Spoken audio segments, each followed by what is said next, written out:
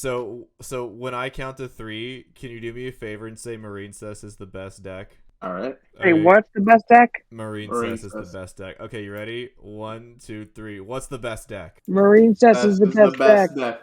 What did you say, Marine Matt? Ford, right? That's what it's called. No! Hey duelist, welcome back to no matter what life throws at you, you can always normal summon Blue Tang. This is Reach the Peak, a series where we take an archetype from the bottom of gold to the top of diamond. How does our deck change? How do we adapt to the meta? Can we even make it to diamond 1? I don't know, guess we gotta slap some cards down and find out. This episode, we are doing none other than my favorite deck of all time, the deck of all time, Marincess. So why Marincess? Well, thanks to the new support cards we got, this deck now has nothing but gas, baby. Oh, it's so great. Oh, and it was so desperately needed too. Before the new support, if our opponent either negated or disrupted the blue tank or the blue slug, we would cry.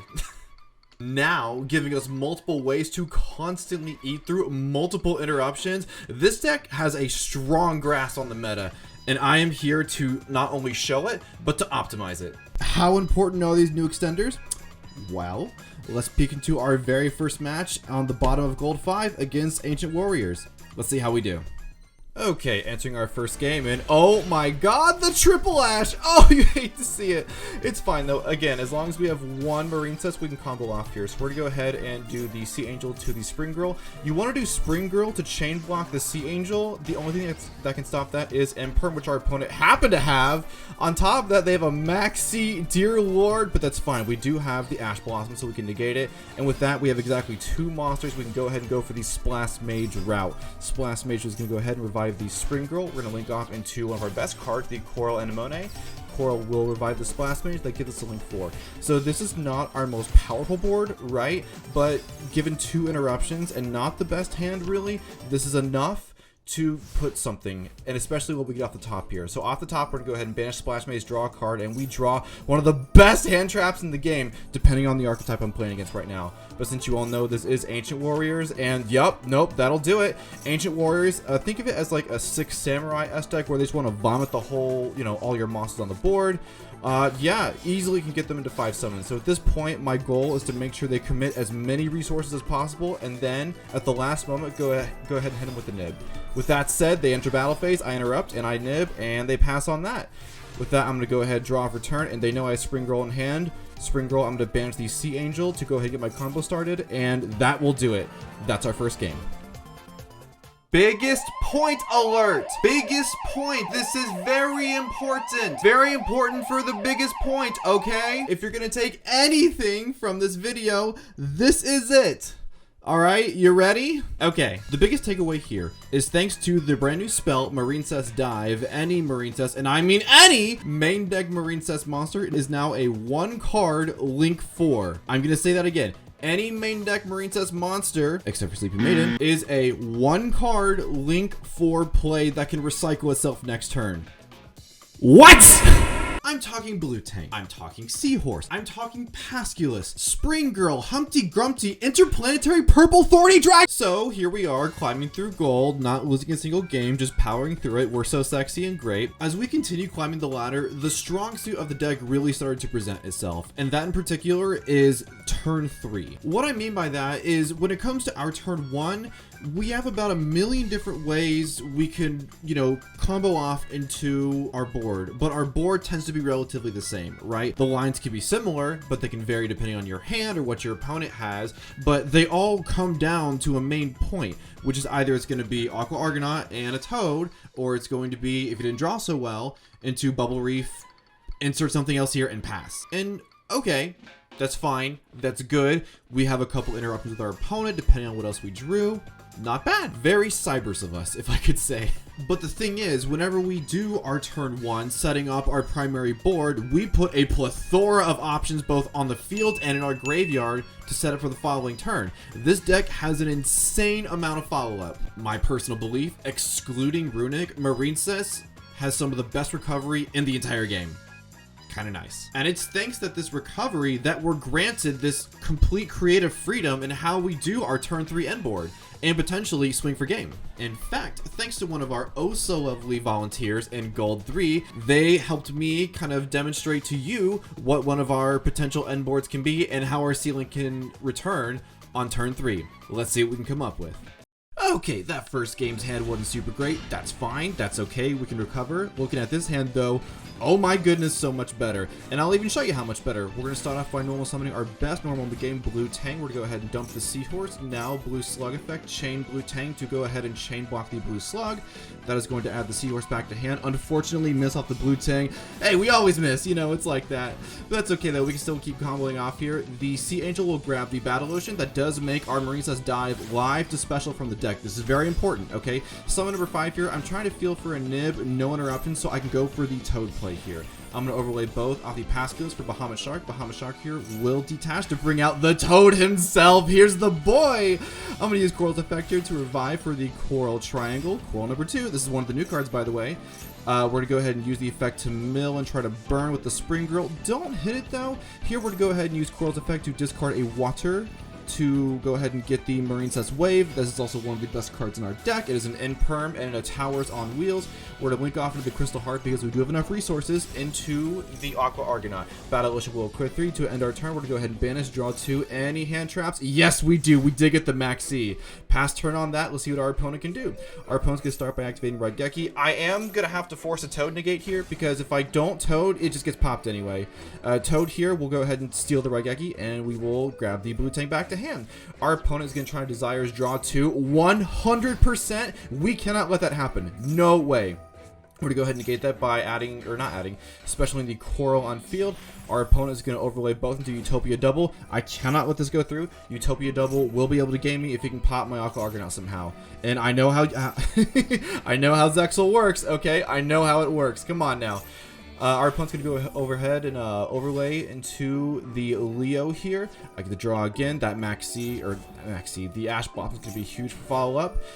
My opponent here trying to have my attack for Aqua Argonaut. Unfortunately, it is unaffected thanks to our Battle Ocean, but his guy is so big it gets over anyway. Utopia the Lightning is going to swing in here. It's okay, though. We're not gamed. We're not gamed. It's not over yet. Our opponent is going to overlay for Zeus here. Zeus here is going to go ahead and wipe the field, which is good, right? He's aware he's got to get rid of the Raigeki. Now, the biggest reason why I didn't nib here is for this moment in particular. I want to use the Coral Triangle effect, where if he controls a monster and I control none, I can revive a Link 2 and a Link 1. On top of that, I'm going to use the Pascal's effect in Graveyard to banish, add back the Battle Ocean. Battle Ocean is live again. Blue Tang effect on normal. Will dump the Sleeping Maiden for later in turn. And now, at this point, it's how do we put as much pressure as possible to game our opponent. Here, we're going to go ahead and leak off for the Sea Angel. We do grab another Blue Tang off that. Fantastic. We want to keep Pasculus in deck in particular off the dive here. And this is why. Dive brings out Pasculus. Pasculus on special. We'll go ahead and bring out the Blue Tang. We're going to go ahead and link off into the Blue Slug. Blue Slug will grab our Sleeping Maiden, another extender here. Special out the Seahorse, go for the Splash Mage. We can revive off this, which we choose to do. Out comes the Spring Girl. We're going to go ahead and link off into the Link 4 Great Bubble Reef. So we want to go for Bubble Reef in this situation as early as possible, specifically because the more cards I banish from both my graveyard and my opponent's, the bigger she gets, and that'll help us go for game, right? So, yeah, as you can see right there, went ahead and banished. Going to go ahead and link off into the Marbled Rock here. Marbled Rock will grab the Spring Girl back to hand. Fantastic. Spring Girl here will banish Aqua Argonaut. You want to banish Aqua Argonaut specifically because Bubble Reef has another effect we'll go over in a little bit. Coral will grab the Blue Tang. Yes, sir. All right, Aqua Argonaut has a secret effect that nobody uses where you can banish a water monster from your hand, not banish, discard a water monster, revive another water. So at this point, I'm going to use Aqua Argonaut to bounce, and thanks to the Sleeping Maiden attach, I'm going to banish another card from my graveyards, my opponent's graveyard to get even bigger. Swing in a 7,000 beater Great Bubble Reef. Wow, that's pretty big. That's huge. Oh, good games to my opponent.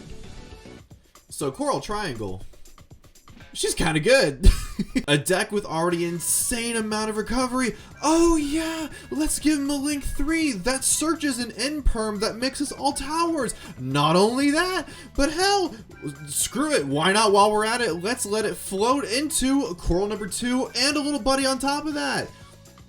Sure, why not? All of this done, by the way, with one card! Even if you already have Wave in hand, Coral is still worth going for. Anyway, thanks to people not reading the Tower's effective Wave, we were able to swoosh right through Gold 3. No problem. Our win streak is immaculate right now. We've gone from Gold 5 to Gold 3 to straight up to Gold 1. No problem whatsoever. We're on a goddamn roll. Y'all?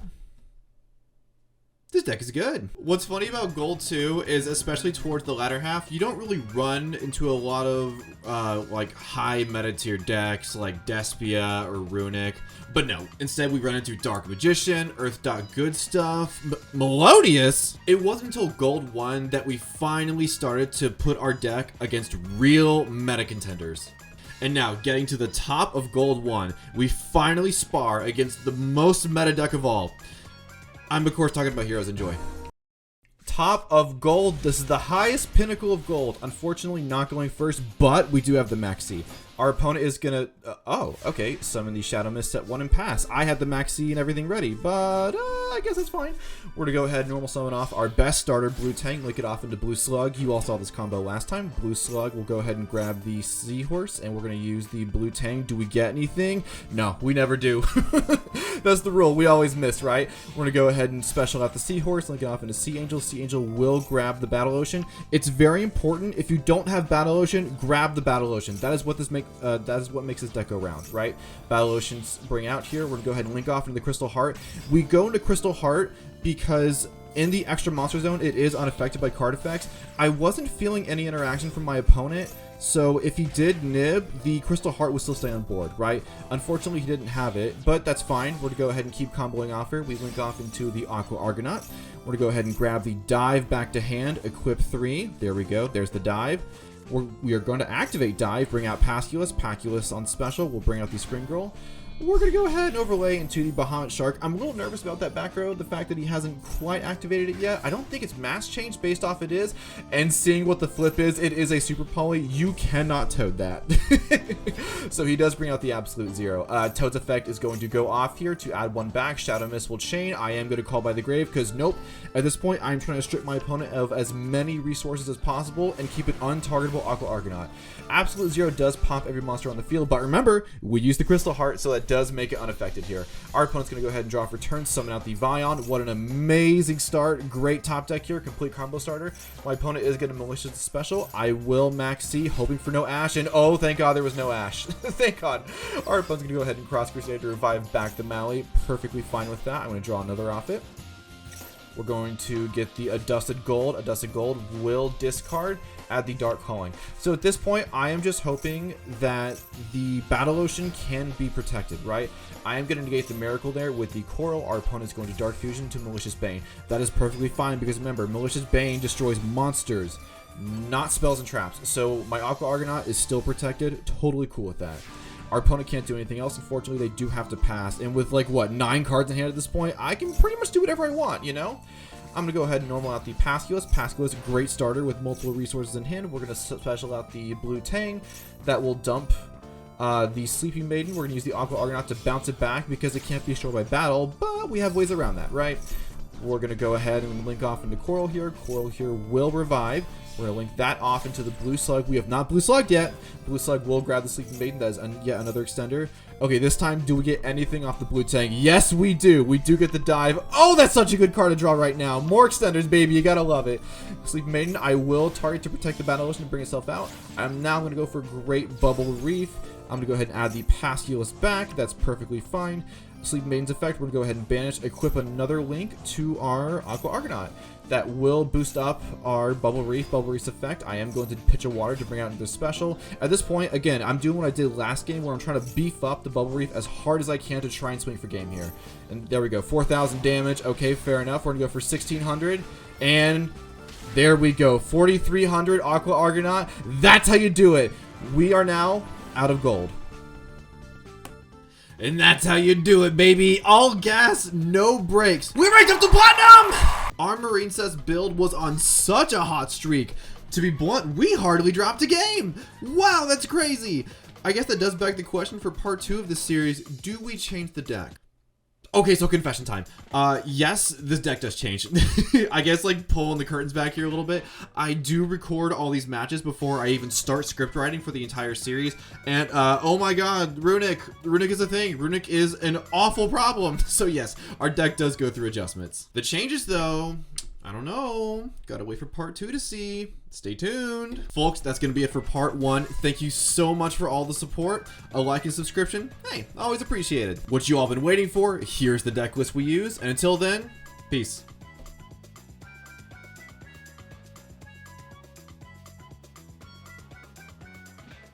I don't know if y'all can notice, but my light in this corner over here recently burned out. It'd be like that. And I had to get a new LED light, and oh my god, the lighting difference is insane. It's like, it's almost quite literally night and day between this side of the screen and this side of the screen.